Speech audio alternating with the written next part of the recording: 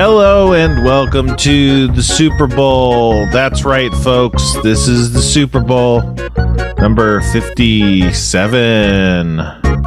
Thanks for joining us on the Super Bowl.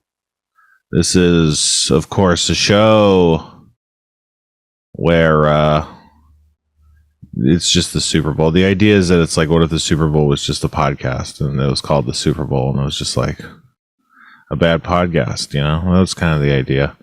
But you don't have to worry about what if there was a bad podcast called the Super Bowl that was about anything, because right now you can watch a podcast that's bad. It's not about anything. It's called That Happens. And you could just imagine it's whatever you want, you know?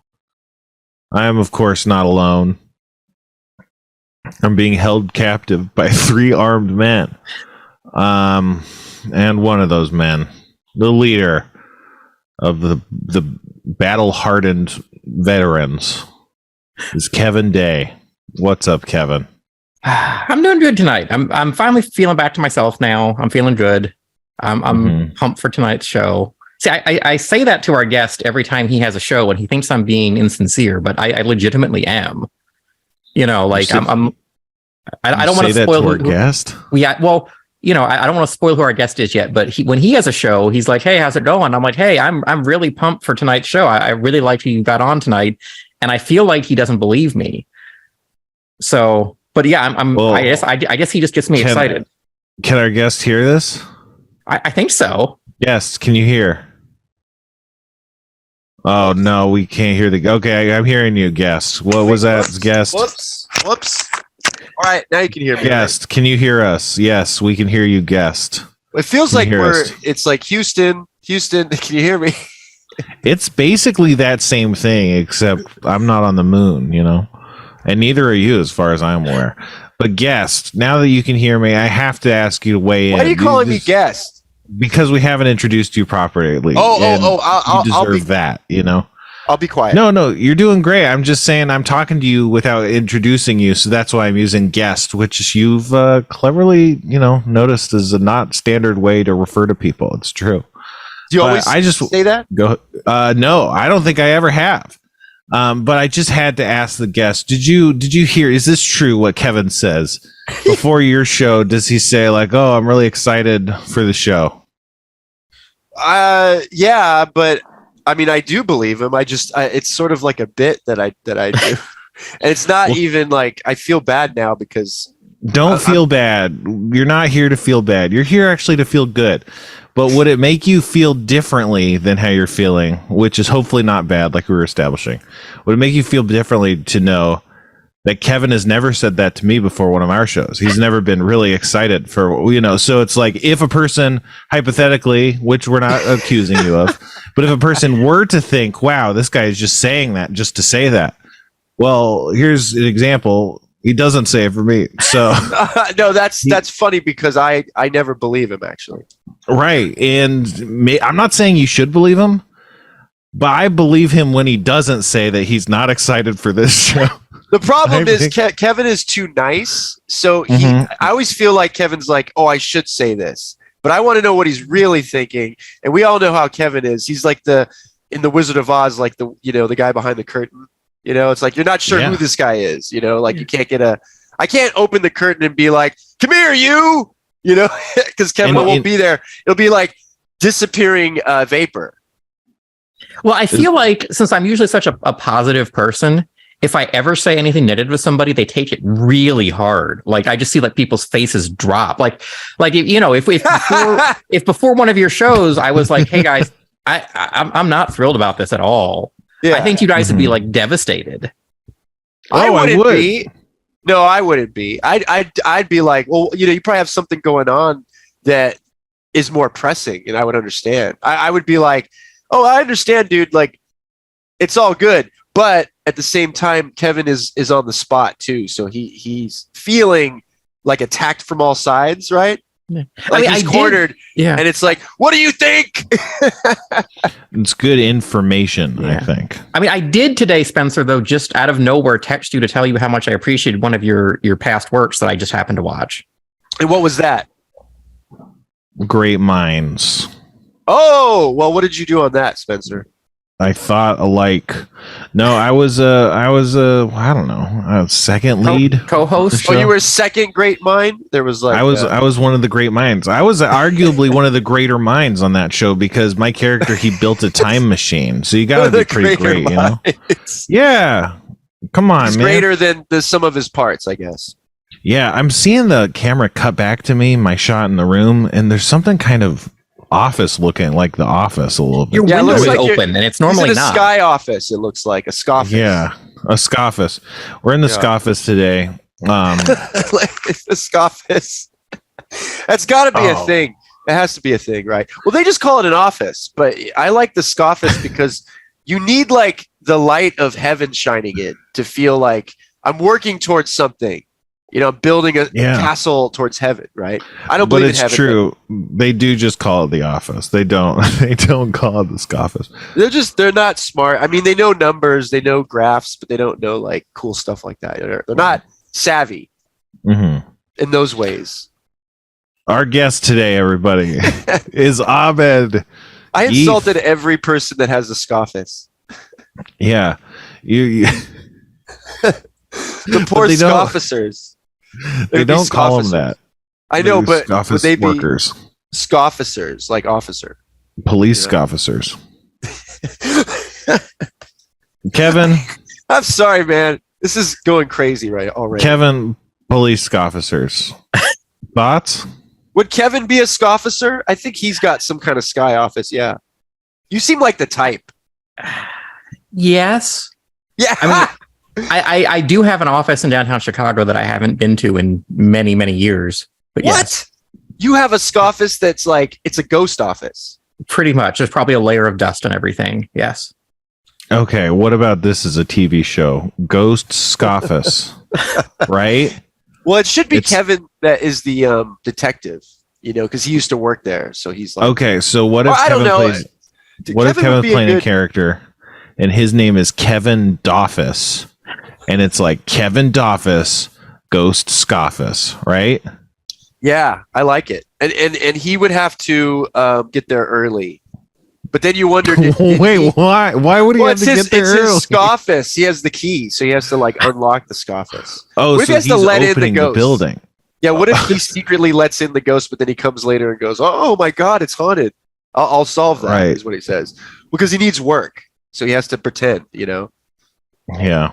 It would be nice if someone could. Yeah, it would just be nice if someone could pay him for investigating the ghosts, because it's like that's a tough job, But who's there's always a guy. There should be like, is it Walter Peck in Ghostbusters? Like he's concerned about regulations in the building, so he's on to Kevin. He's like, I'm gonna catch you. One of these, office procedures you're violating, and you're going down. And I'm pointing like Kevin's right here. I think that would be Spencer. Yeah, that should be Spencer. You should be that guy because you're like, you work at the board and you just know he's up to no good. So you keep showing up trying to catch him. Yeah, well, I think like they were right in Ghostbusters, like, right? Wasn't that the truth is that they were right to be concerned? The other guy was right, and I agree. He had an environmental issue. And I was like, why aren't they hearing him out? Instead, they're like, hey, man, now you go and get your form and come back here and we'll kill you. See, I've gone back and forth. Like as a kid, I was like, "What jerks those the government guys were." And then as I got older, I'm like, Bill Murray, so we like that Bill Murray's making fun of him, right? And then I got older, I'm like, "No, wait, that guy was right." And then I got older again, and I was like, "Wait a minute, no, he shouldn't have just gone in there and pushed buttons without bringing in like an electrician or something." No, but he brought the guy. He brought the guy to do it. Yeah, but that guy didn't seem to know what he was doing either. I ain't never seen this before. Maybe he doesn't know the technology. Right. Like they should have like studied the problem before they went and just like shut stuff off. Well, it was very haphazardly done, but at a certain point, you know that he just hates Peter Venkman and he wants to just disrupt things. And so that's where it's wrong. But he did have a point though when he was there. Don't you think it's propaganda? It's like pro deregulation propaganda that it's like hippie logic. It's like hippie logic, like we're the good guys, everything's fine, we can break rules, who cares? And then it's like, no, you are breaking rules here. This is bad. And then it's like, what? You're just like a wet blanket, dude. And then it's like he comes back and he's right, but then he comes back with force. And that's where it gets interesting, Spencer. Because then it's like, well, now you're attacking the Ghostbusters, and that's not cool. Like, I don't like that. Like, the movie's not called The Environment. Well, I mean, what did Ray the do? Ghostbusters. Ray's hanging out, working on that car. He had nothing to do with this, so why is he in trouble? Is what I'm saying. And Well, Egon is working his ass off too. Like, I don't know what he was doing. Yeah, no, Egon was working his ass off. He was really going hard there for a while. Well, did he have concerns on the Twinkie? I mean, that takes a whole movie right there. Did he? I guess you've not seen Ghostbusters, but I'm just like all over the place here with that. I guess I don't. I certainly don't remember Egon having designs on a Twinkie in that movie. When I said designs, I meant actual designs, not like he wanted to have sex with the Twinkie. They weren't part of his sexual machinations, is what you're He's saying. dead. We shouldn't joke about him. Egon? Harold Ramis, yeah. I feel bad. He was a wonderful man. All right. Wait, is Egon Harold Ramis? Yes. Yeah. How did you not know that? He plays Egon? Yep. Yeah, he co-wrote the movie. I know he co-wrote the movie. Just because you co-wrote the movie doesn't mean you play Egon. He's Egon. What more do you want? Just didn't know that. I don't know why I didn't know that. It's like you're still asking like it's not true. It is. No, but I'm not asking. I'm the still star? processing. Can I ask you, Spencer, who's the star in that movie? Is it Venkman or is it Ray Stantz? Well, if you ask me, it's the EPA guy. No, that guy's not the star. He's like a side thought. He's like, we need something to stop the Ghostbusters. Let's throw a monkey wrench in here, and that's him. He's nothing. He doesn't mean anything. he's right. He's not right. He disrupts. He is right. But he destroys that machine and lets out the ghosts. How is that right? He's right for the right, or he did that for the right reasons.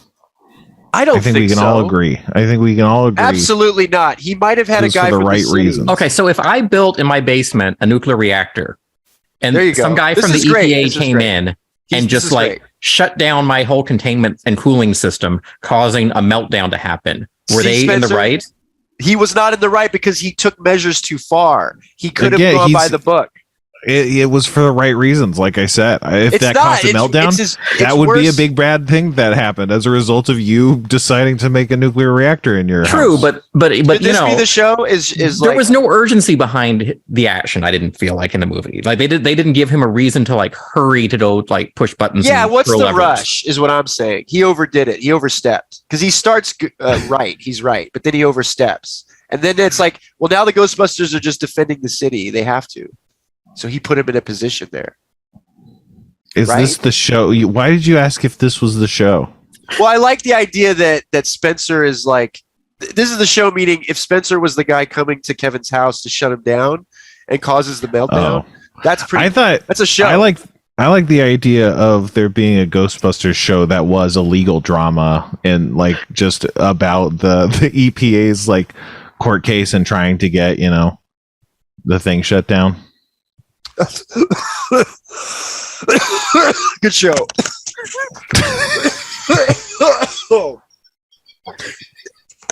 I knew smoking would be bad. What are you smoking there? Oh, I guess I could give a shout out to King Roll. I don't know what that is. They make really good, because I'll tell you something, Spencer. If you're going to buy pre-rolls, don't buy any.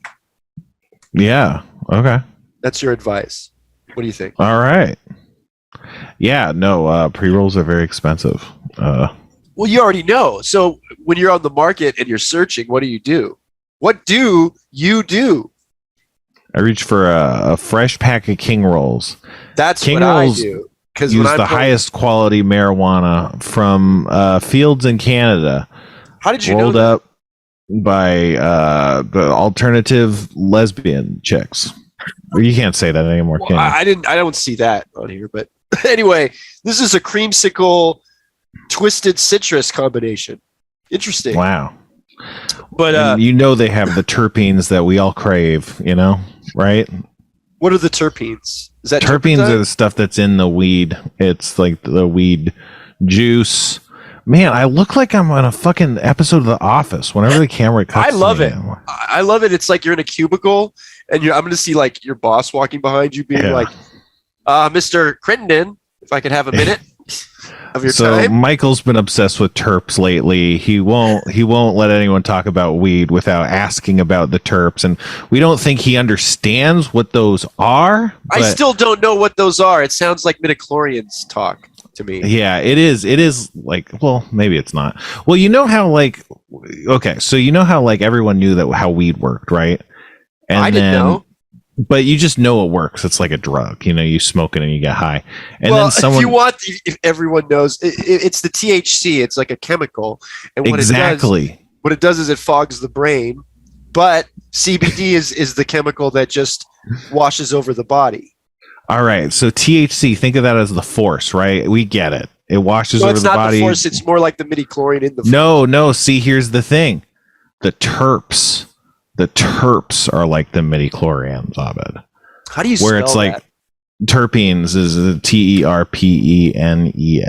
or terps. It sounds like. Go on. But the terps, they're these small particles that have different chemicals in them, and depending on how many terps of this you have or that, you know, that's why this one gives you a headache and this one feels like your body's vibrating. You know, it all this comes sounds down like to the some terps. crazy person that's describing fairies swimming around their head. Oh, you mean like when they decided to complicate the force with something like the metachlorians? I brought. You're saying it's exactly like that? Is the my exact comparison that you're making? Yeah, it is. It is kind of like that. It's kind of like someone completely overcomplicating something for no reason, and everyone's "Can't we just go back to before when that was the case?" You're like, "No, it's too late now." It's like Orko in He-Man. Abed's holding up Orko. What is he doing in He-Man? It's the same thing. You're like, why is he in He-Man? Can you answer that? He's there because he needs to get helped, and he needs to be friends with the kids. He serves no purpose in He-Man. No purpose. He's got to be friends with the kids. Well, there you go. That's like a toy person being like, how are kids going to relate to that giant strong He's He-Man? like Snarf, where it's like the only reason is like, if everyone's so cool, won't the kids be all like, but I wish I was like that. I'm not like that. I'm sniveling and useless. And they're like, well, we need a sniveling useless Snarf. What could I do? What could I do in this Thundercats mansion? He's probably like walking say around. Something stupid and bum everybody out. And they're like, that's perfect. We need a character like that.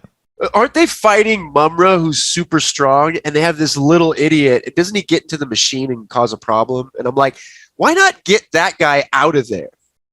Like throw Snarf out for fuck's sake, right? Like Gilligan, just fucking set Gilligan to sail. Like get Gilligan off the fucking island. Everything would be fine. Yeah, no, I agree. Remember Gilligan fouls up every plan, and I'm like, he's the problem, you idiot, you nitwits. Yeah, no, I agree.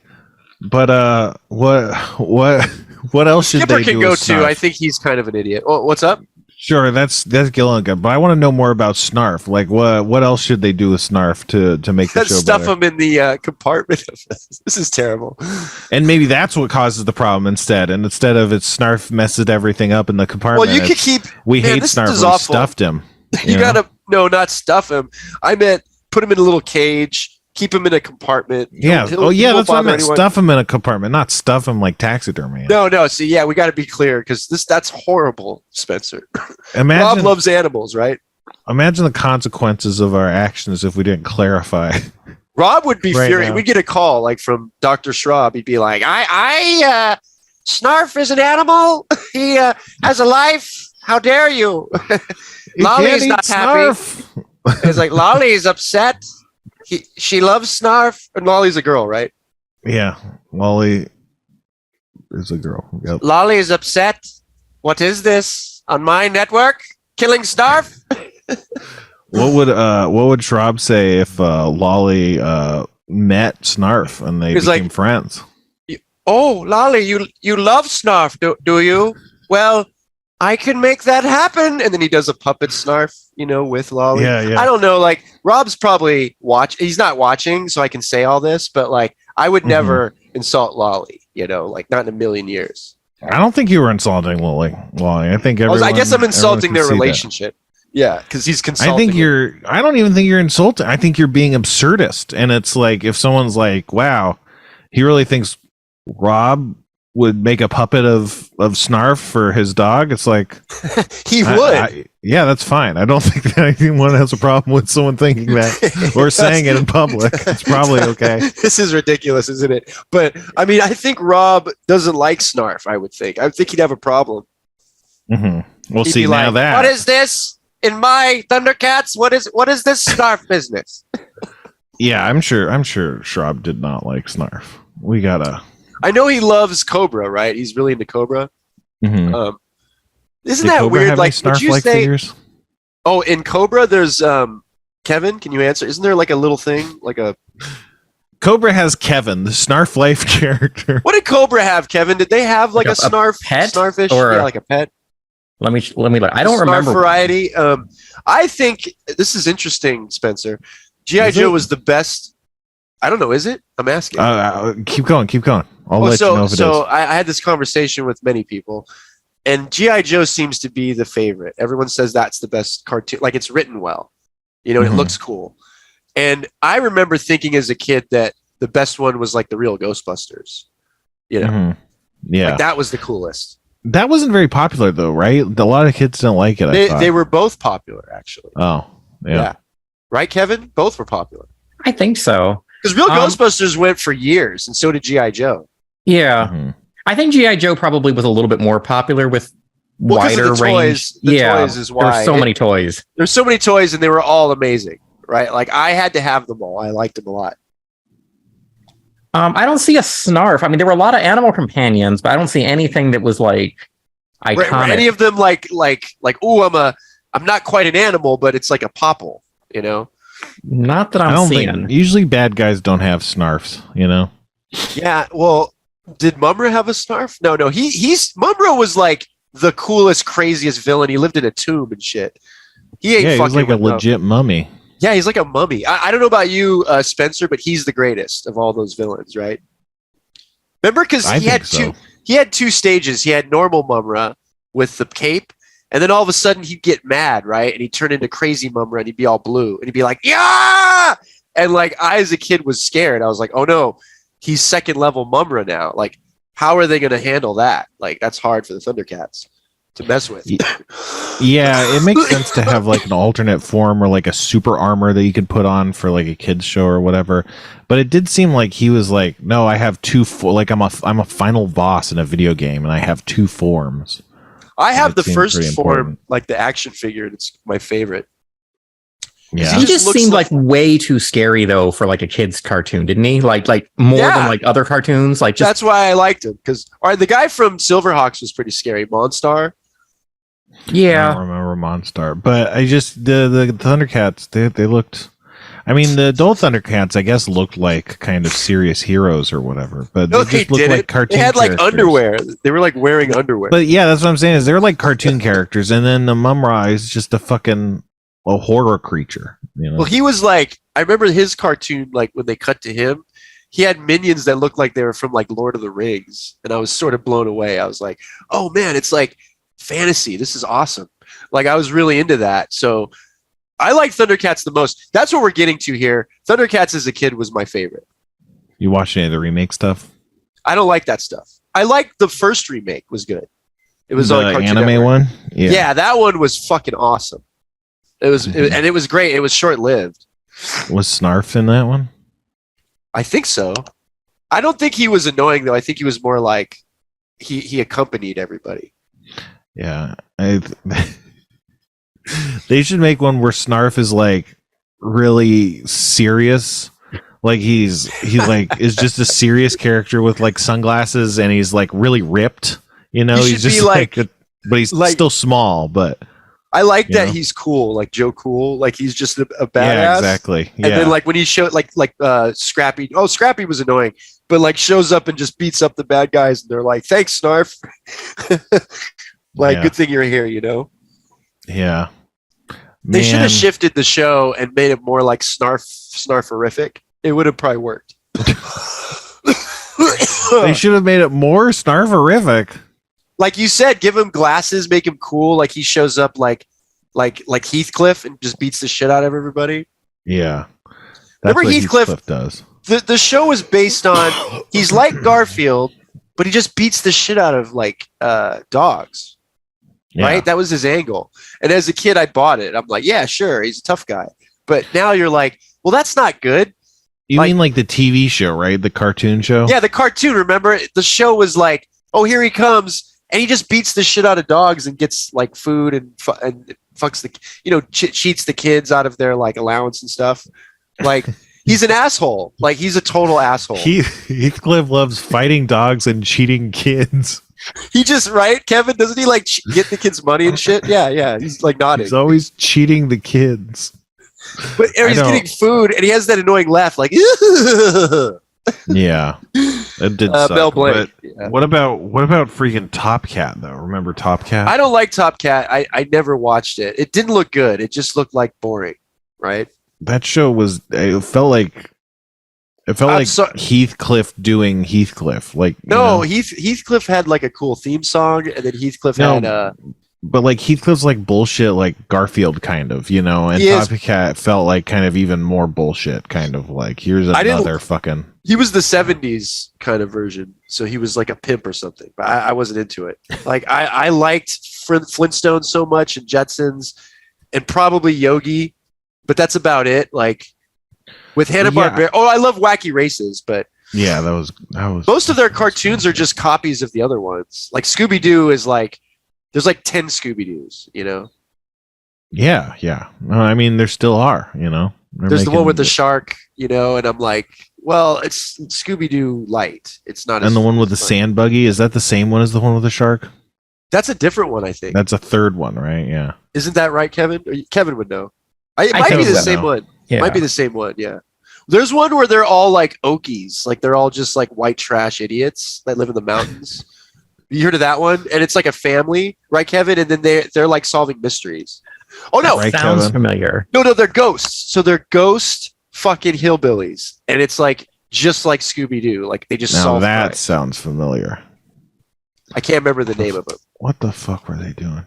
No, but I remember the Heathcliff and Top Cat. They both had the same thing where it felt like they were in charge of a gang, and they'd kind of come up and they'd be like, "What's up, boys?" And they would be like, "What are we gonna do?" And they're like, "We're gonna eat a fish."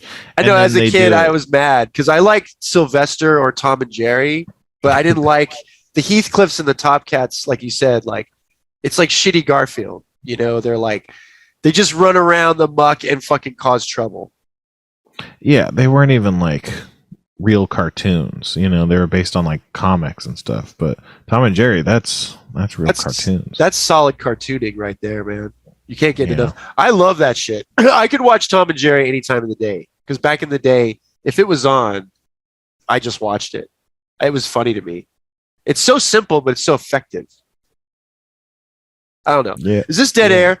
Hey, so I earlier was ranting. But I don't want to get into it. But I was watching Poker Face. And have you two seen it, the show?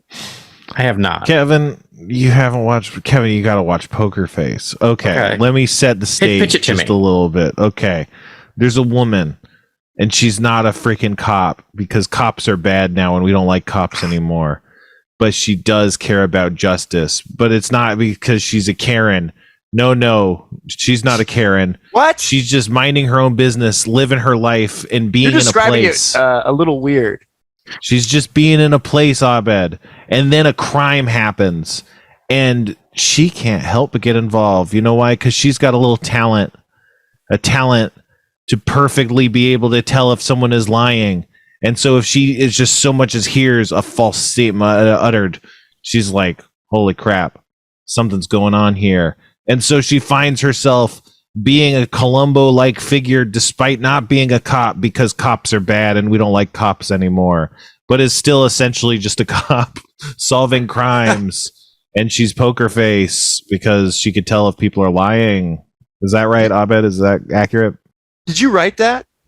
I wrote that, yeah. It just seemed like you were performing a soliloquy. Yeah, I feel like my life is often performing a soliloquy most of the time. Just kind of talking in a corner and no one's paying attention. Don't you think highly of yourself to be spouting soliloquies like it's nothing? No, I'm saying that I'm lonely and no one listens to me. But All right. That's kind of a dark turn there. Oh man, I'm a dark guy. How many times you got? Speaking of darkness, you had recently had Jeff Davis on the show, huh? Oh, yes, I did. He was wonderful on the Abed Hour, and he's a good guest. You and Jeff go back a while, huh?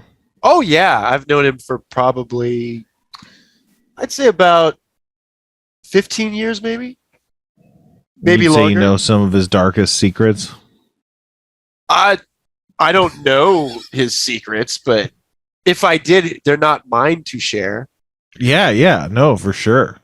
So why'd you want to have him on? You were just like, man. Because we haven't talked in a while, and I also want to apologize because at the time he didn't have your number, so he asked to call you from my phone, and I thought it would be funny if he just talks when he calls, and then it was pretty funny.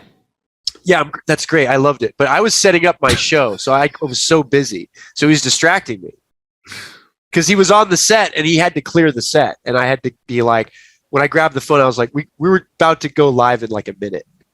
Yeah, it sounded. So that's like what you missed of, like, I didn't want to seem like I was rude. No, I could tell that was happening. It's totally cool. You said on the phone, you said he'll call you back, but you want to know something? He never called me back. Didn't he call your show back? That's true. He did. He did call me back. Yeah, because he was doing my show. No, but I thought he was going to call me back from your phone again because, No, I'm doing a show. He can't do that. No, you finished the show. You had finished the show. Oh, well, that's on him, isn't it? Like, I just... Yeah, I'm not saying it's on anybody. I'm just... Yeah, I mean, if he didn't call you back, I can't be responsible for who he calls. Well, hold on, I'm not the boss Kevin, of him. Do we think Abed should be held responsible for who Jeff calls? I don't think anyone can hold anybody responsible for who Jeff calls. Let me just say that Jeff never said he would call me back. Oh, I did. Abed said Jeff would call me back. So I think maybe we should hold on. My head is doing 7 different things, Spencer, like a minute before the show. So I can't you can't take that to heart. It's like, oh, trust me. I know. I mean, you've seen a bit of the behind the scenes for what it's like over here. But yeah, I know what it's like to run a live show. I've gotten over 30,000 viewers, so I get a little scared and freaked out. And especially because that show of mine is wacky. And like, nothing makes sense. How do you know like what you're gonna? How do you make it like it's so? There's so much randomness baked into it. How do you make sure it's because if you try to make sense of the chaos, you'll only be chasing your tail. You have to give in to the flow of wherever the chaos leads. I'm sorry to sound that way. I sound like mysterious and shit, but I know from doing this stuff for a while that what works and what doesn't for me. For me, the more you plan, the less it works. You really need to plan a little bit, but then give room for something that might be more interesting later. Otherwise, so what kind of planning do you do? I do as Kevin knows, all I do is I research my guests, but then I'll find clips of their work or maybe something interesting to talk about. So the only advice I can give anyone doing this is you need to overproduce, because if you overproduce, you get at least some of what you plan. But if you underproduce, then you fuck up because you're like, I could have done that and I could have done this. You know what I mean? Yeah, definitely. So you research your guest. How do you determine like what kind of guests you want to even have on the show? Well, I would say have guests. Get people. I would say have guests that you're interested in, because if it's just someone that you're just going to talk to because they're famous or a friend of a friend, you're not going to have a good show. Like, you have to be invested. Mm-hmm. I call it guest vested. Gevested. You don't call it that. Come on, bro. Well, all right. We gotta be real. Geez. We gotta be real to the audience, man. We can't be lying to them and telling them. I sort of have my own terminology on the set. Yeah, people know what I'm saying. Are you kidding? Dude, if you want something done, you got to do it that way. You can't be saying normal words. You got to say guest vested. Well, you got to say like magic time, and you got to say like, the big bow or pow. Sorry, pow. I say bow. What's the big pow? The big pow is when there's a moment that everyone feels and we all go for it. And if you feel bad later, it was the big pow. That's your excuse. Where does that? You got to lock into the big pow. You don't do a lot of drugs, do you, Spencer? No. Is it? When you do drugs, I mean, that's the only way I can describe it. Like, you know, when you do drugs and there's the moment when you feel like the acid or whatever you're doing hits. It's called the big pow.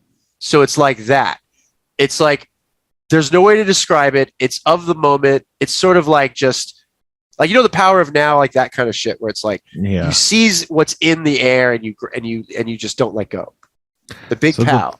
At the start, I thought you were saying like, oh, this is a show business term, like a Hollywood term, the big pow. You know, the big pow. But it sounds like this is your interpretation of your own conception of a drug thing that happens.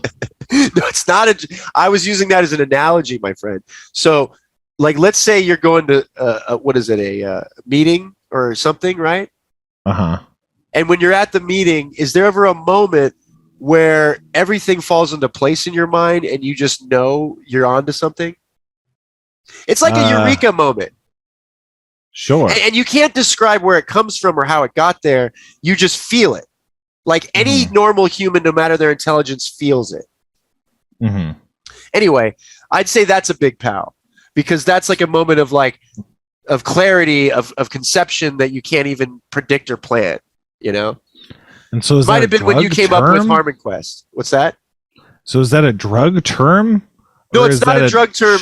It's not. It's just you're using it. I use it on the set. In the moment. I use it on the set to teach a lot of, like, we have interns there and stuff, so I have to be like behave and stuff. But anyway, you have to really inspire people, and I try to tell them about that, of grabbing the big pow and not letting go.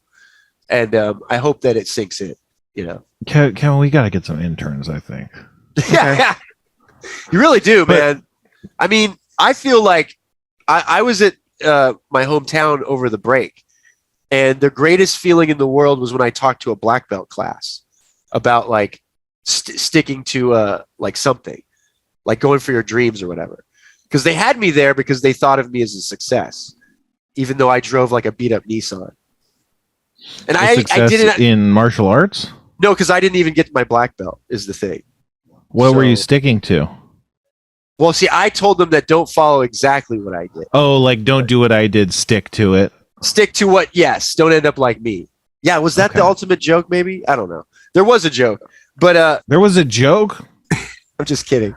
I thought this was a real story about the karate class. No, I really went to karate class and talked to some young kids. I basically went there, and it was inspire them was the so when you're talking to the interns on the production, do they know what the big pow is, or do you have to explain? I have to explain it. I mean, you explain it once, and you hope it sinks in that someone's listening, right? That when you say it later, no one's confused, you know. Kevin right now is confused by the whole thing. I think Kevin's starting to get it. I think he's starting to get his head around it. Kevin totally has an idea, but I think Kevin, you have a question. No, I'm just entranced. Kevin, you have a question? Abed. How old are you, Abed? Are you allowed to say? You know what? I got advice, and I'm going to use that advice. I am... Plead the fifth? No. Give me a second. I'm 37. Okay. So it's actually... I'm not 37. Pretty close to my birthday. Well... I didn't want to break the illusion, you know. I wanted to let that ball be in your court. You know, you have the Thanks for giving me the illusion. Thank you. But because can you imagine if you're like, I'm 37, I was like, this motherfucker, he's 66 or whatever, you know. And I also didn't look at the clock and think add one to it. I didn't think that. The clock is at 36 right now. Can people see the clock at home? I wish they could, but I don't think they can. Sometimes they do on my show, and I kind of love it. Because I think you see me go like, ugh. We needed to look like 24 or something, you know, but it would be cool if we had like a 24 style kind of. You know, I used to watch 24. It was my favorite show back in the day, but it was my secret shame. Why? Because everyone was like, "Oh, why do you watch that dumb?" It was like season 5, like no one's watching it, but I was like, people just don't like it. Yeah, I was so into it, man. I was captivated. I don't know. Were you? I don't know what season I was into, but there was definitely seasons of that show where I liked it.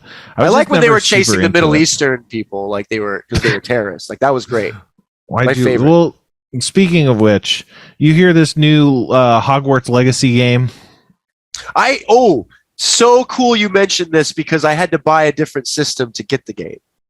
Oh no, Abed, you have the game? I don't have the game. Oh no, Abed, it's for TERFs. It's for TERFs, Abed. What are TERFs? TERFs are people who don't like trans people, Abed. I bought the system because I was curious about the game. I haven't bought the game. Hey, you can buy the game. You know, I'm not buying the game. Don't tell people if you do. I didn't know that, so I won't buy the game. You know about on the record, Rowling? I will buy the game. She's a notorious. I'm not. I was a big Harry Potter fan. I used to be. Hey, we're all Harry Potter fans. Everyone loves Harry Potter. But the famous book series written by the notorious TERF J.K. Rowling. Check this out. Have you seen a Harry Potter parking lot? No. Okay, so this goes. Well, first of all, Heavy Metal parking lot is the Blu-ray I got. Johnny Ryan did this cover, but there's Harry Potter parking lot, and they just go to a parking lot and interview Harry Potter fans. It's amazing. And you can amazing? See, well, it's like in the heyday of Harry Potter, so to see these maniacs is being great. Crazy about it. Well, the Neil Diamond parking lot is great. Have you seen that, Kevin? It's like a field of Golden Girls, like real Golden Girls. Like it's like they're all into Neil Diamond. Like all of them know his songs. You know, I only know Cracklin' Rosie and whatever that other song is. Is this sort of like? Did you see the movie Trekkies? It's like that. Yes, it's exactly like that. Heavy Metal parking lot is Judas Priest fans. But that's what I bought this for because that's amazing. That's like in '86 at the Judas Priest concert. They don't even show the concert. They just show the people in the fucking parking lot, and they're animals. They're just like the most white trash, idiotic. Like, yeah, dude, Priest, whoa! Like, it's so great. It's like Dazed and Confused, you know, like real life. Yeah. You'd love it, Spencer. You'd watch it. A field of Golden Girls. Well, that's what is like, this, Nick at Night? Dude, Golden Girls is awesome. Like, I don't know what that person's smoking, you know? It's a great show. You know, someone the other day thanked me because they're watching it now and they love it. They said they go. How'd they thank you? I think it was a fan of Harmontown. How'd they thank you? Was it on Twitter? Well, I went. I did a Melonade thing. Like it was like 4 a.m. Kevin, and he was the only one there, and it was me and a few other people. They were Harmontown fans. Like, who's so Melonade is a streaming show you do on Instagram Live, right? But I never do it. I did it like years ago. Like I used to do it years ago, and I don't do it anymore. And you did this at 4 in the morning. I was like bored. I couldn't sleep, and then I was just trying to talk to my friend. So I went on there so he would come on, and he didn't come on. And so I talked to this guy that was a fan of Harmontown, and he was very interesting. He's like works with lighting and stuff, like on movies. So we talked for a while. Oh, where was this going? We talked about he was watching Golden Girls and he thanked me because he loves it. That's like a Jeff story. You know how Jeff has the stories and people thank him at the end. And then it ends with the guy thanked me. And what were we talking about, Spencer? Exactly. We just had Jeff on because he was doing your show, and how it's was actually he? Thanks to you. Yeah, he was okay. You know. Well, what's the deal? Is he so he's on the logo of the show, right? Yeah, you can see that. The audience can't see that, but it's behind the clock that we're always looking at, as you can see our faces. But he hasn't been on the show. You were saying for what, 6 months? Yeah, I don't. Is that about 30 episodes or something? Like 40? It's a lot. Yeah, it's more than half, I think. Yeah. Well, more than half. So do you feel, well, okay. I mean, you could change the logo. Is it now it's Kevin and Spencer, which I think that's a show. You got something there. Yeah. What do you think about just like blacking Jeff's face out and putting a question mark over it? Well, I would like Kevin's face would be good. Yeah, I think everyone wants Kevin's face, but well, you could just change the hairstyle. I don't want my face though, Kevin. And even if you change did, the hairstyle, I don't know if that would be good for my ego. And put the Kevin shadow, the non-shavy shadow that he has. Put a tiny picture of me just like in your eye, you know, like in the little pupil of your eye. That would be great. I like that. And then cross out Jeff. I think if we just kind of like lightened the color of Jeff's hair and squashed it down a little bit with that's like what I'm saying. Transform, you just squash it down, and like you were saying, yeah, you give him the 5 o'clock shadow, and I think it reads good enough as Kevin. You know, it's not then perfect, it's Kevin, yeah. Because I like the show with you two as much as I like the show with Jeff and Spencer and Kevin, because I think you guys evolved. Like you had a show with Jeff, but he's obviously too busy, but he's just too nice to tell you. And Kevin's a good replacement. You know, it's like he fits, I think. Kevin's got some interesting stories. I like your attitude, the idea that he's too nice to tell me. Well, obviously he's not doing your show for a reason. I don't know why. I know. Right. I don't know why. I don't know what his deal is. That's a charitable interpretation. I don't know what his deal is because he's too mean to tell me or something. He's not mean. He's the nicest guy. You know guy. how mean Jeff is. We all know how mean Jeff is. I've heard, but he's been nothing but fantastic to me.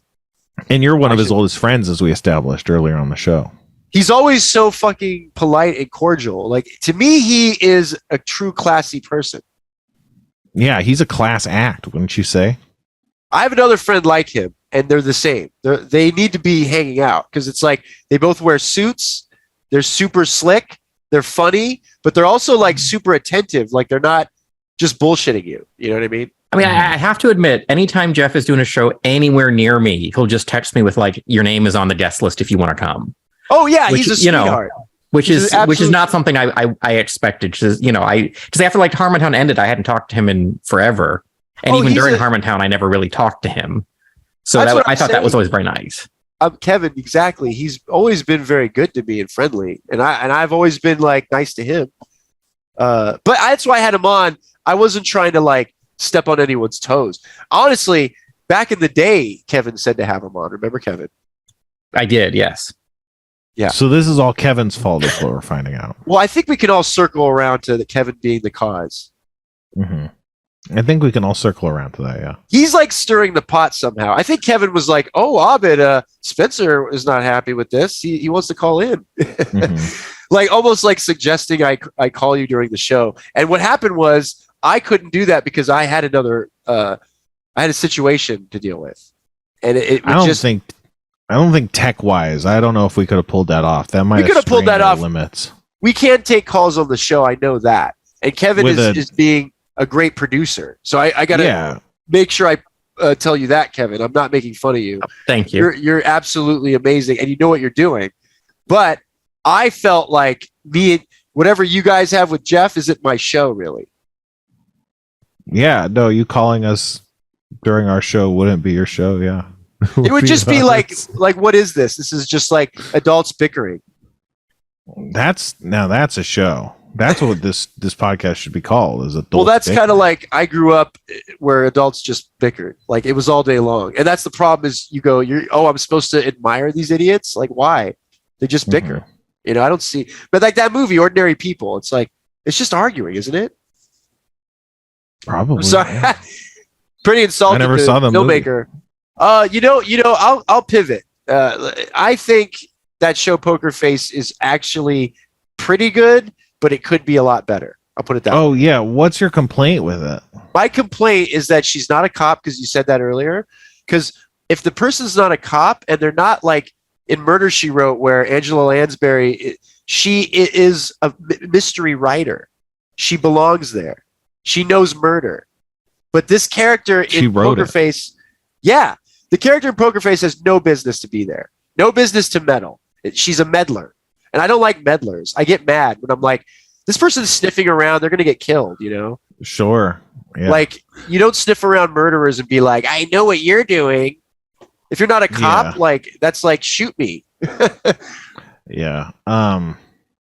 But, you know, not if realistic. You think about, though, it's not, you don't like meddling, but isn't crime the original meddling, you know? Well, crime is like, it's with the situation. If the situation dictates it and the person's justified, you can justify crime. You can't justify someone just hanging around being like, yeah, I think you murdered somebody. I don't know how, but I'll find out. You got a good poker face. Yeah, but also it seems like if you're watching the show more, like she's not even using her power. It's like that was like an afterthought. Well, her power generally is like how she connects to the story, because if she didn't hear someone That's a power? say, well, yeah, that just sounds like writing. She 100% has a power, but if she didn't happen across someone saying something, power? Tell me her power. I explained that earlier. She has the power to tell if people are lying, like a human. That's not a power.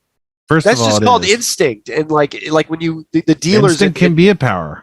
The dealers in Vegas have it. Does she have some like superhero power, or is she just into it? That's what I'm saying. It's unclear, and it's really like doesn't make sense. It's not unclear. It's really unclear. Okay, so Kevin, you know how there's television where it's like, here's television, here's the X-Men. The X-Men were born in '86, and here's the X-Men, and now I'm here. I'm the X-Men. I'm the X-Men. It's the X-Men show. Yeah. And then there's also the show that's like, I'm Goody Buckingham. I'm a good old boy, and I also talk to ghosts sometimes. I want to watch that show. And it's like, there's shows where it's like there's a supernatural element, which is the only part of the show. It's unquestioned. It doesn't change what the show is, and you're like, okay, if this is the buy, we get it. And that's the buy. It's like no one would ever have this level of ability to tell lies. But because she does, she hears someone holding a ladder and is like, shame what happened to Mrs. Wilson. And they're like, why is this lady lying about a shame what happened to Mrs. Wilson? And then she gets interested, and then it turns out that she's involved with a crime. And so it's like the only reason she gets caught up in these stories is because of her power draws them into it. That wouldn't draw a normal person because they wouldn't have the sense to know that that was a hooking them into a crime. They would just hear someone saying a completely understandable sentence. Right. This is what I think. If you're going to do they're obviously trying to make Columbo because she is a fantastic. Yeah, it's very Columbo. It's very inspired by old kind of detective shows. But they're getting it wrong in the sense that she's not a cop, and the murder that happens is not actually doesn't make sense. It's just a shitty person making a murder. In the show Columbo, he's after rich people who are always murdering and getting away with it all the time. So he's always going after rich people. In this, she's going after fucking assholes that are working in a convenience store. That guy, of course, is a murderer. But the people that are high up in society murdering and getting away with it, you should be going after them. And it makes Columbo more interesting because he's this downtrodden dude. You don't expect to solve the crime, but he knows because he's savvy and he's been on the streets for years. So he can figure out a murder. One more thing. Well, that's his superpower. That's his power. Right. It's leaving a room and then coming back. It's called the power because no one does that. If you did that, Spencer, I would be like, Spencer's sketchy because he keeps coming right back. I'd be on to you, is what I'm saying. I don't trust that Spencer. He always has one more thing. Why doesn't he just say everything? Why does he have to add the what is it, a postscript, PS? I hate PS because I'm you're writing something, put it in the fucking letter. The PS is an afterthought of I should have said this. It's that's right. You should have. Try again next time. Maybe don't make a PS because it's PS in case I didn't say it before. And I'm you idiot, you wrote the letter. What is this? Yeah, man. And we'll be right back with more Abed Gets Mad on that. Happy. I'm attacking letters. No one's writing letters. Abed Gets Mad is sponsored by King Roll Joints. When you need the joints and you got the terpenes. Remember when we were talking about terpenes earlier? That's a more interesting subject. Yeah. It's it's a more interesting subject is this Hogwarts Legacy. Well, I want to know why are you accusing me of buying the game? I didn't. I just wanted to know if you had played it. I haven't played it. I haven't bought the game. I don't play it. This isn't gotcha journalism. I was going to bring up this game, and then it turned out that you had more information than I expected about that game. Yeah, Abed, I thought you said though you had to buy a new system to be able to play it. Yeah. If I play it, I haven't. Okay. But I would like the option. Is what I should say. Let me just pose a theory. This is my poker face. I also needed a Blu-ray. Let me say this. I needed a Blu-ray player, and I was like, don't buy a Blu-ray player, buy an Xbox. So buy an Xbox. I think Abed has no interest in this game, and he was going to get a system at some point, and he heard me saying the question. I wanted to play I was coming in to accuse him of something. I wanted I'm going to get the game. I'm going to get the console for the game. I'm going to get it. And then I was like, oh, ho. Gotcha. And then he was like, no, wait, I was trying to not get gotcha. Now you're gotchaing me because And I was like, I don't think that's not where I was coming from. Yeah, but it's you were loading the question. But you were like Yosemite Sam. You were loading the gun and pointing at my head. And when I moved slightly, you were like, "Holy shit, I'm shooting at you." You interpreted that, and then you reacted, and your reaction made me go like, "Wait a minute, something's going on." And then it's like, "Oh." He's dodging around my gun, and it turns out that I'm holding the gun out. This is crazy. You are holding a gun out. No, this is like a cancel gun, and I'm trying to avoid your shooting because I told you we were trying to get you canceled today. That's why I'll give you the God honest truth. The God honest truth because we're all Christians here. So let's all be loyal to the God. Was it Jesus Christ they like? You recently said on this very podcast that you don't believe in heaven, but you do believe in the Christian God. Go ahead. Well, I believe that there's a Christian. No, I'm kidding. I don't believe in any of that bullshit. See what I did? I pivoted. That's the thing, man. You're just lying. To the side.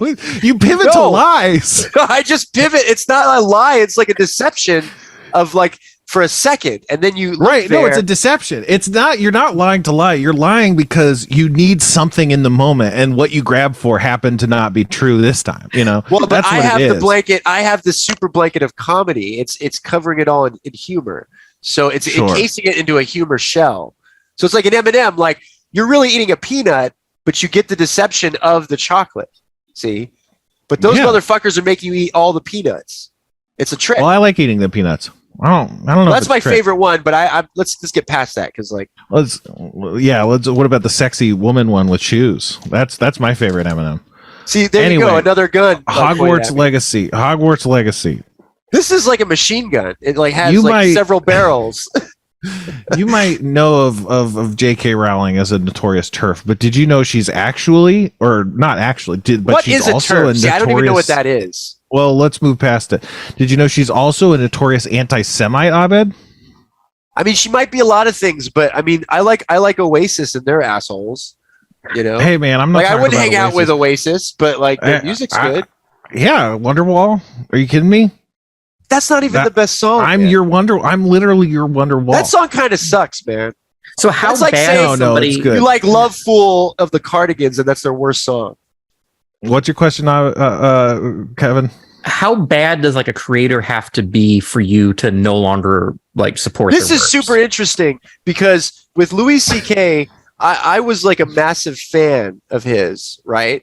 Like a big fan. I don't even want to go touch the Cosby thing, and I was like, sort of like, oh. No one said anything about Cosby. No, because that's another arena. You don't even. I don't even want to go near. But we weren't going to go near it. I think you brought it up.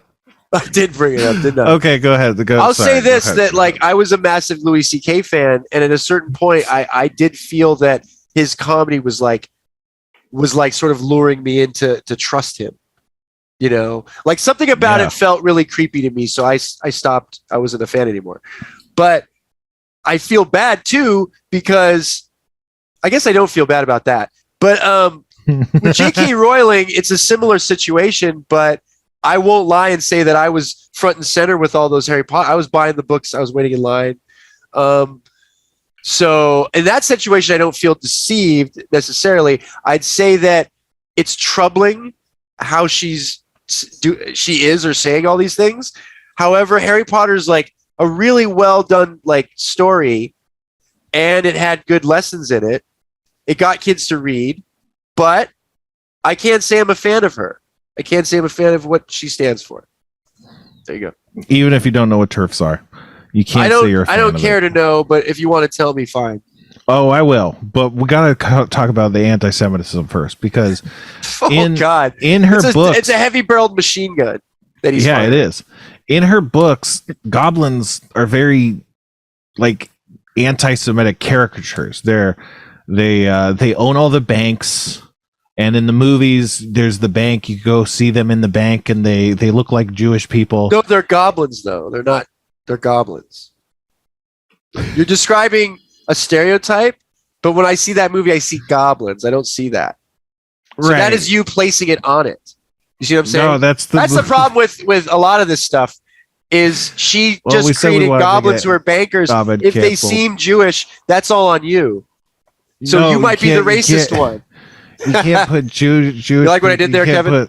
You can't put goblins in a big bank with a big Star of David. You're goblins, dude. Like Spencer, I'm 4 shocked. Locks. I'm shocked. You being I'm gonna say I'm not shocked. You being a dungeon master. Sorry, I'm talking over you.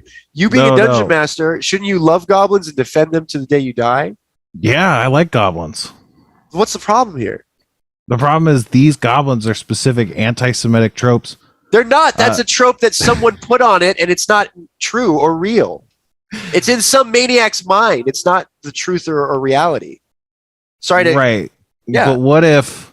I'm not defending J.K. Rowling here. I'm just trying to say... You literally are. I'm not. Are doing that. I'm defending those goblins because I think they are goblins, and anyone that says, like, oh, it's like a Jewish person.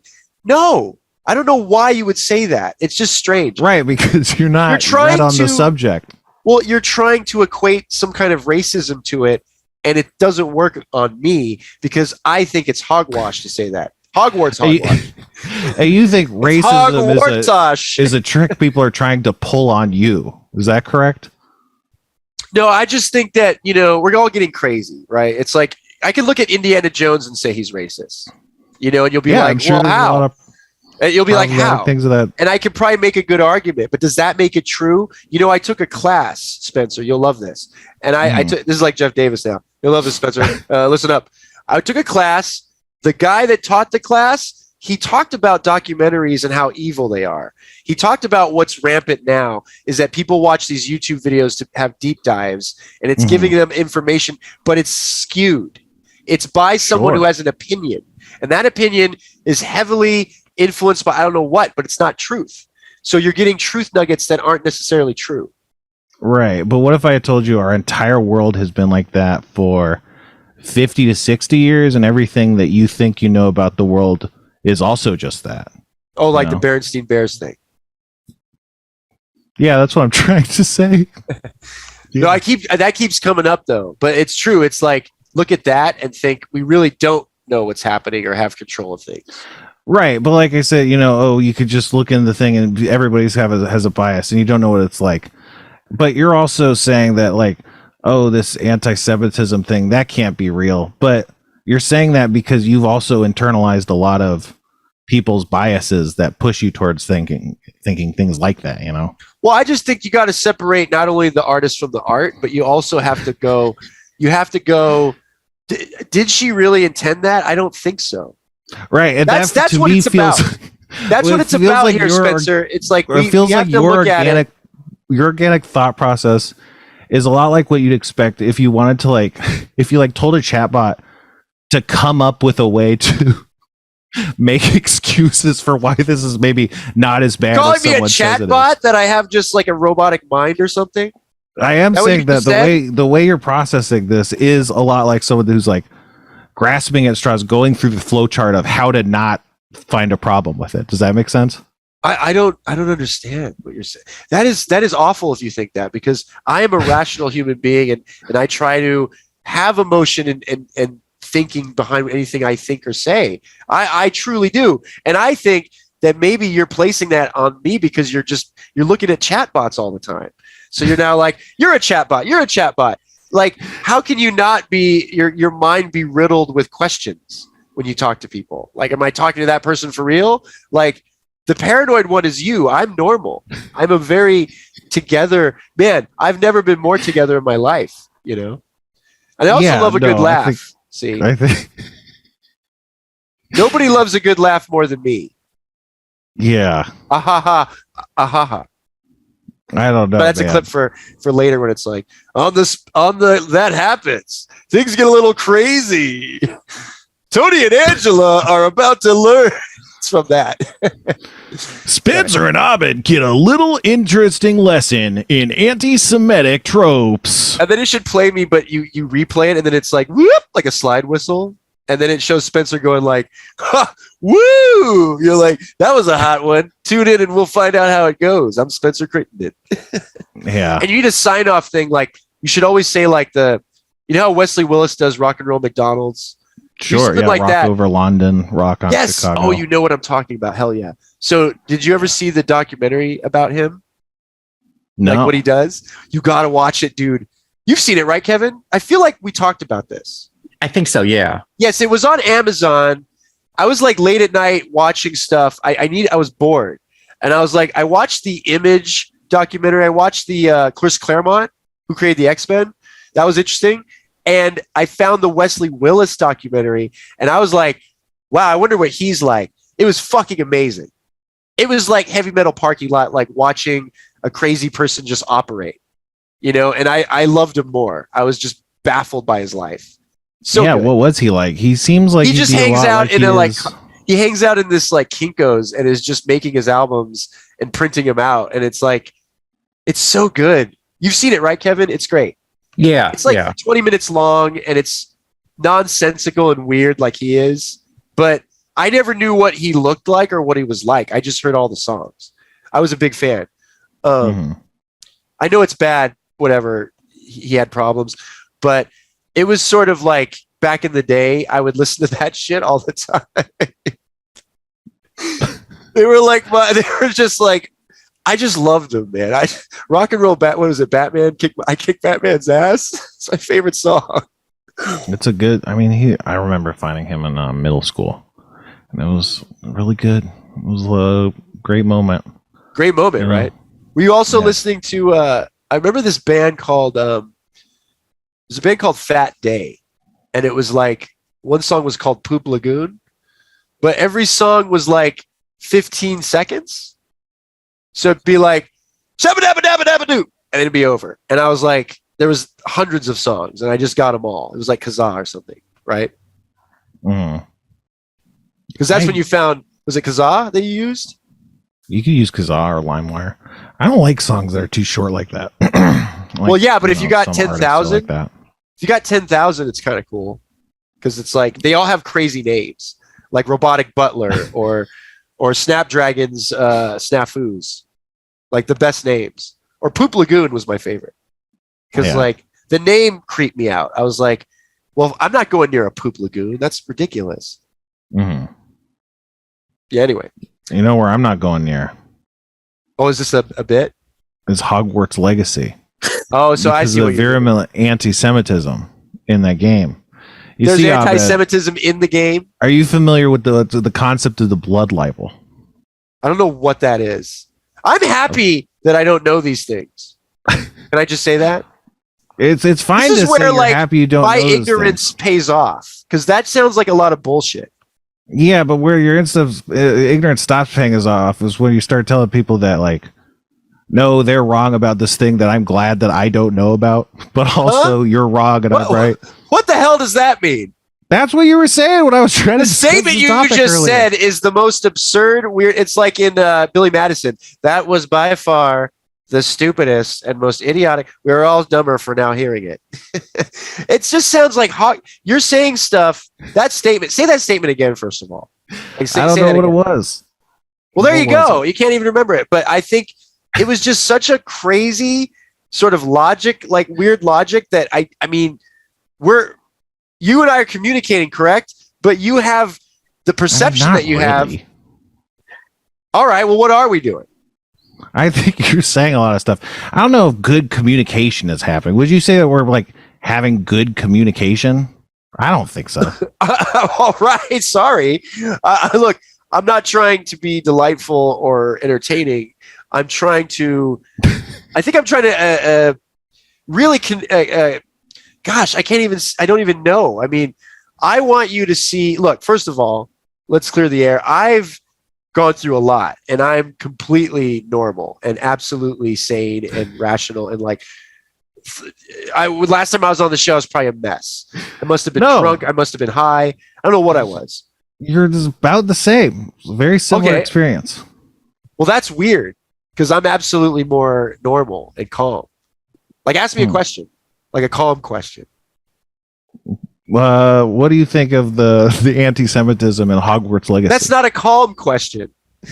It's filled with, I mean, I don't even want to, it's filled with stuff. It's like you gave me a Twinkie full of dynamite. And you're like, I can see the dynamite coming out of it. And you're like, well, bite it anyway. And then running away going, ha ha. Yeah. Covering your ears. Covering your ears. Yeah. I mean, did you like the chocodiles? I was into those. Yeah.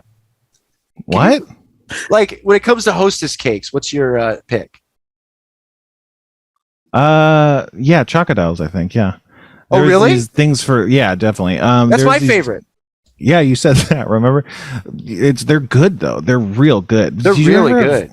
Did you ever have leopards? Were they called? That sounds delicious, but no. Kevin, look up Hostess leopards. Hey, Kevin, can we get some leopards on the show? Can you order? Kevin, those are the Twinkies with the leopards. little spots in them, right? Yeah. Are the spots chocolate, or is it a black weirdness? No, they were like chocolate. They were like chocolate chip Twinkies or something. Oh, that sounds amazing. Well, I want that now. Yeah, how can I get that? You can. Hey, put that in my hand, Kevin. Can we? Get that for the show, Kevin. Kevin, I don't think they're made anymore. Drone? Is this true? They're not made anymore. I don't think they are. I will find out though and find us some if they still exist. I want these leopards. I don't think for fuck's sake. Well, when did you eat them? Hostess thing. When did you eat them? I'll be real with you guys. I never. Look at them.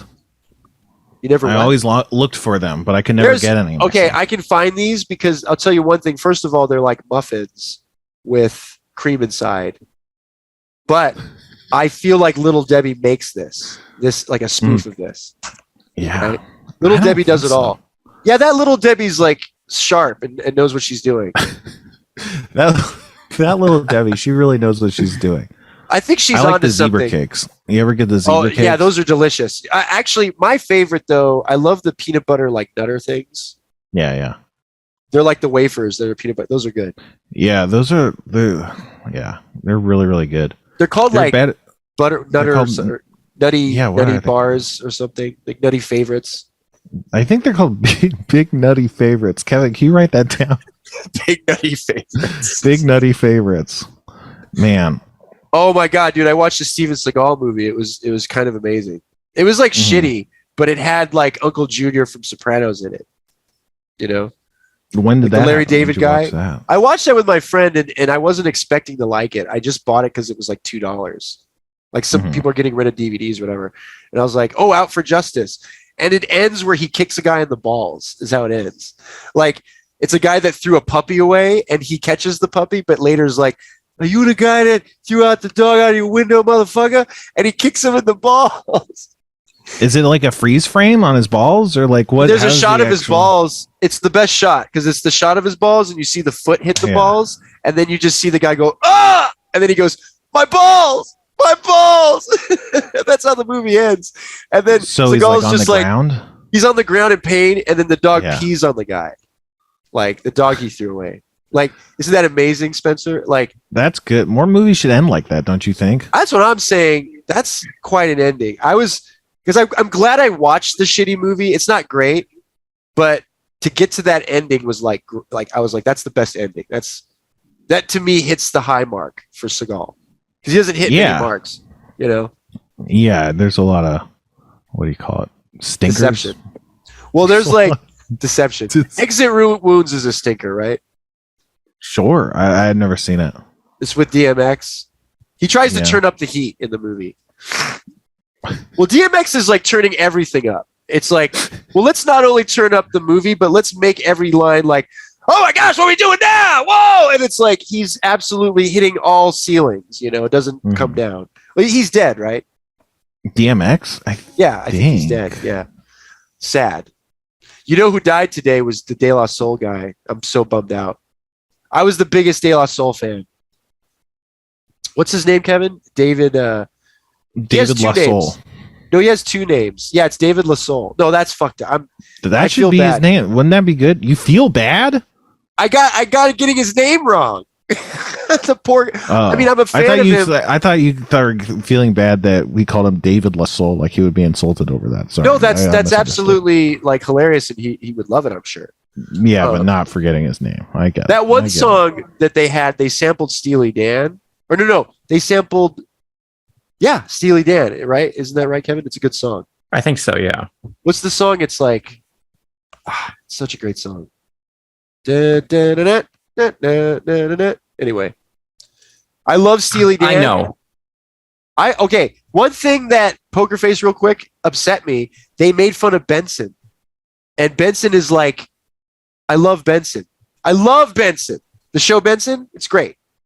Ask me about Benson. What do you love about it? Well, I can't go into specifics, but it's a spinoff of Soap, and it stars. Why can't you go into specifics? Well, I don't want to say what the show's about. Let's put it that way. But why did you solicit questions on the show then?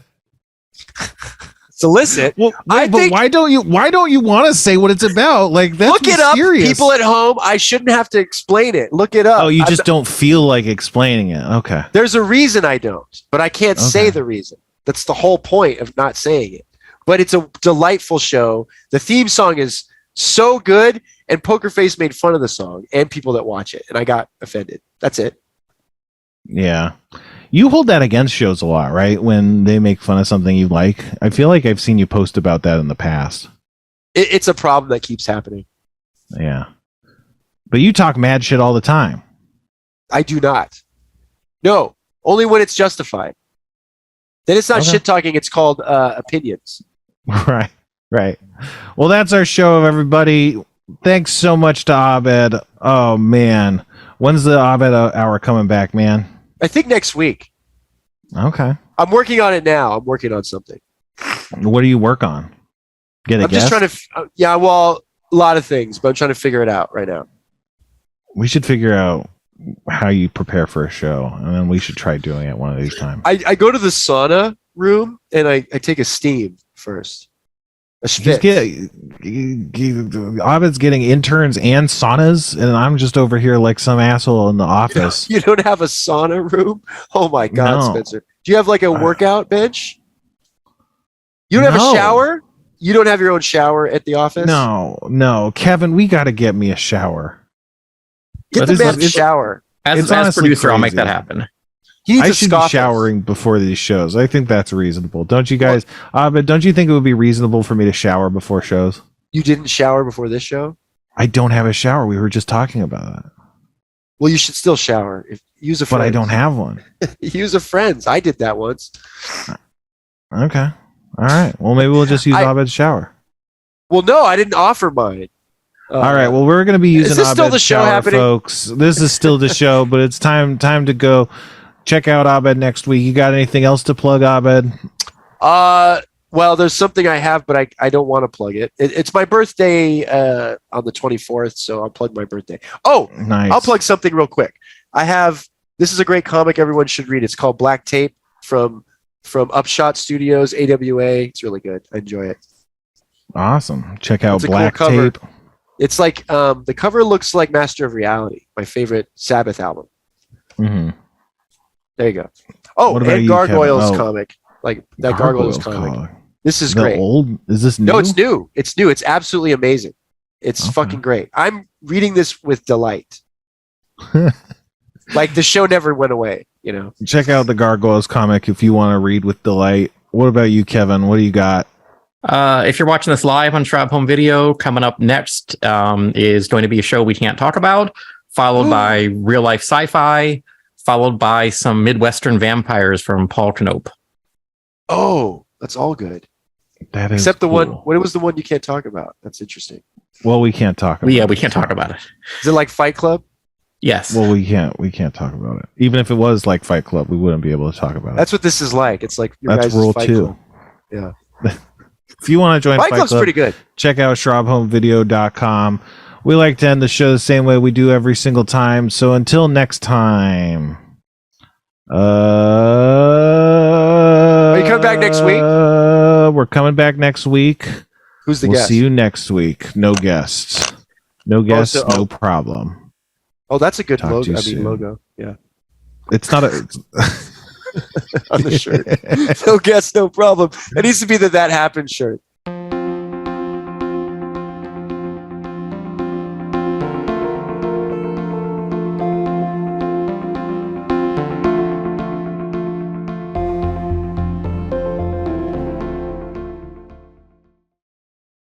Terpenes Avenue.